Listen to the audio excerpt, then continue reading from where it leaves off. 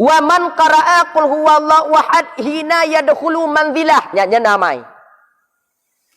So mantong yang membaca qul huwallahu ahad pada ketika tamong dalam rumahnya. Nafat faqra an ahli zalik manzil wa an jiranihi. Niscaya ternafilah oleh kefakiran daripada ahli demikian rumah dan daripada tetangga-tetangganya rumah. Jadi kongkong kawan. Qul huwallahu ahad. Segala berdamang assalamualaikum warahmatullahi wabarakatuh. Qul huwallahu ahad Allahu samad lam yalid wa lam yulad wa lam yakul lahu kufuwan ahad. Getanyo urang lam rumah ngon getanyo babadum han truk fakir. Han fakir dayo. Bahkan mengalir pahala kepada han fakir tetangga-tetangga getanyo. Mengalir pahala ngon tetangga ta?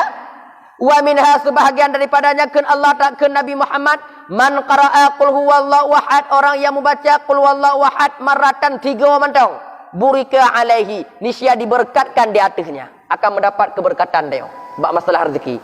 Wa man qara'aha orang yang membaca 2 kali burika alaihi wa ala ahlihi niscaya diberkatkan di atas kita dan di atas ahli katanya keluarga katanya.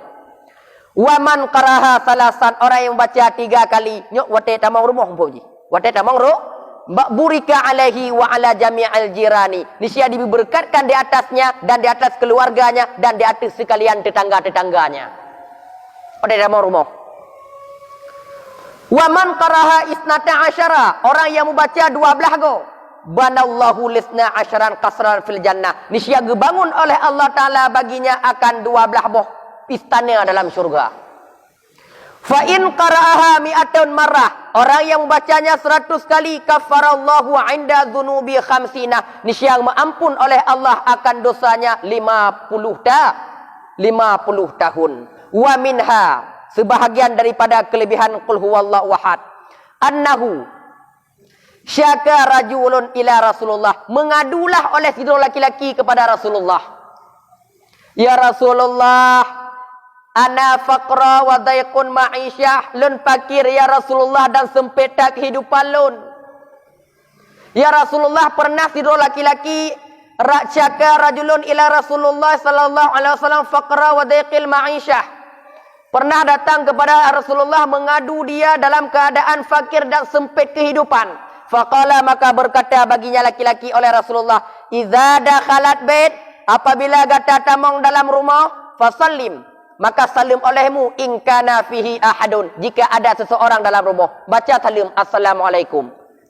Wa illam yakun fihi ahadun, jika tidak ada seseorang dalam rumah, maka salim olehmu di atas dero. Di atas diri ro, assalamualaikum. Takun kero kana ana urang rumah. Waqra dan baca olehmu qul huwallahu ahad sekali saja. Lagian kamai lego ke Nabi. Fa fa'ala rajulun maka memperbuat oleh laki-laki akan demikian. Fa adarallahu qabla alaihi rizqan maka memberi oleh Allah di atasnya akan rezeki hatta afadha ala jiranihi sehingga mengalir pahalanya kepada tetangga-tetangganya.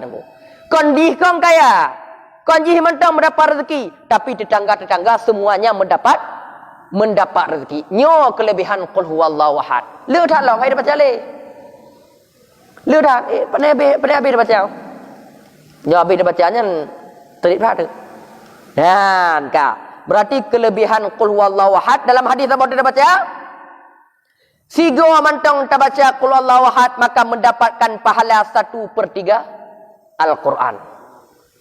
Qul huwallahu ahad Allahu samad lam yalid wa lam yulad wa lam yakul lahu kufuwan ahad. Kamu lupa 1/3. Dan kedua, qul huwallahu ahad Allahu samad akan mendapat 2/3.